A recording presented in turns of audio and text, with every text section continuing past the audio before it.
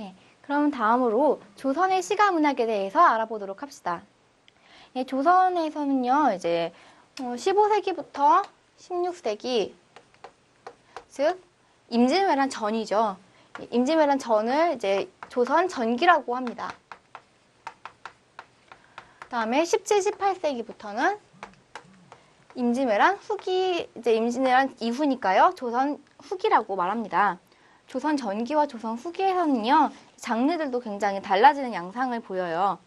네, 15, 16세기에서는요, 한글이 아직 그다지 많이 널리 알려지지가 않은 거예요. 15세기에 세종대왕께서 위대한 훈민정음을 만드셨지만 아직은 그렇게 많은 사람들이 알고 있지를 못해요. 그래서 일반 백성들은 그다지 문자 생활을 할 수도 없고 문학작품을 만들지도 못합니다. 그래서 이 시기에 나왔던 작품들은 대부분 누가 쓴 걸까요? 예, 그렇죠. 양반 사대부만 쓰게 됩니다. 그리고 17, 18세기 이제 들어오면서 평민들도 문학작품에 참여할 수 있게 됩니다. 특히 중인들, 양반과 그리고 평민의 중간에 있는 사람들이죠. 뭐 외교적인 일을 한다든가 아니면 뭐 무관이라든가 이런 사람들이 이제 적극적으로 많이 참여를 하게 됩니다. 그래서요, 이제 15, 16세기 조선 전기에서는요, 평시조가 굉장히 두드러지게 돼요. 평시조라는 건요, 굉장히 아주 정형적인 그런 율격을 지니고 있는 시조를 말합니다. 시조라는 것 자체가 굉장히 짧은, 아주 짧은 노래를 말해요. 그래서 단가라고 하거든요. 짧을 단에 노래가 해서 단가라고 말하는데요. 평시조 같은 경우는 율격이 굉장히 엄격하게 지켜져야만 하는 아주 정형적인 그런 단가입니다. 그렇기 때문에 양반층의 입맛에 굉장히 맞았겠죠. 양반층들이 많이 지었어요. 그리고 정형적이고 또 양반들이 지었으니까 주제는 어떠했겠어요? 임금님, 저는 충성을 당신에게 맹세합니다. 우리 효도하자. 얘들아, 부지런하게 살자. 다 뭐 이런 식의 아주 고고한 얘기들이었겠죠. 그래서 충, 효, 열 이런 것들이 주제가 됩니다. 하지만 17, 18세기로 오면서는 어떻게 되겠어요?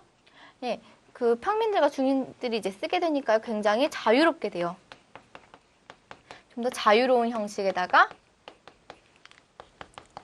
또 자유롭다 보니까요, 이제 삼장이 굉장히 종장은 이제 유지가 되지만 중장 부분, 가운데 부분 있죠? 그쪽이 굉장히 길어지게 돼요.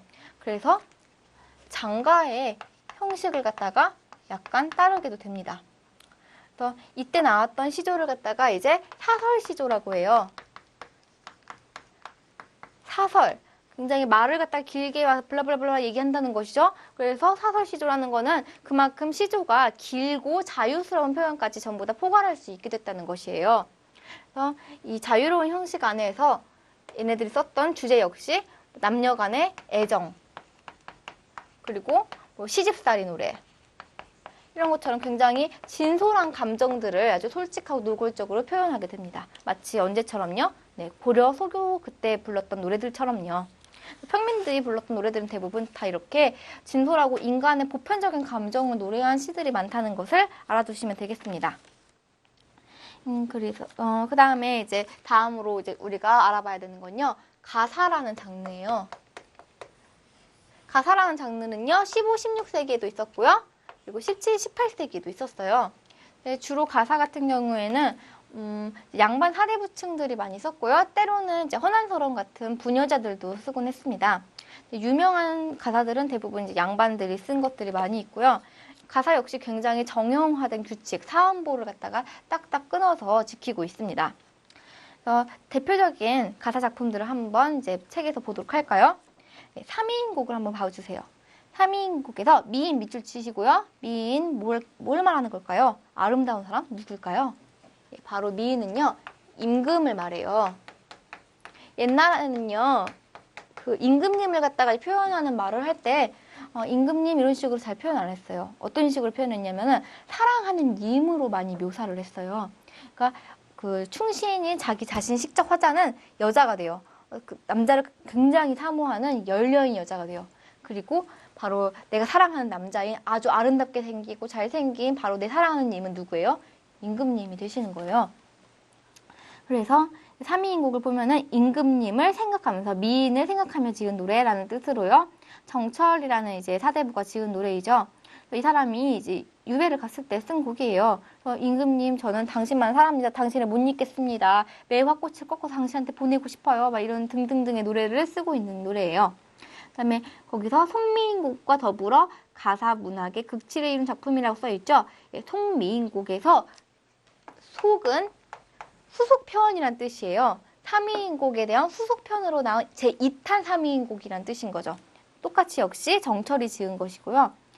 그래서 송미인곡과 더불어서 가사문학의 극치를 이룬 작품이다. 그래서 가사가 핵심 키워드가 되겠습니다.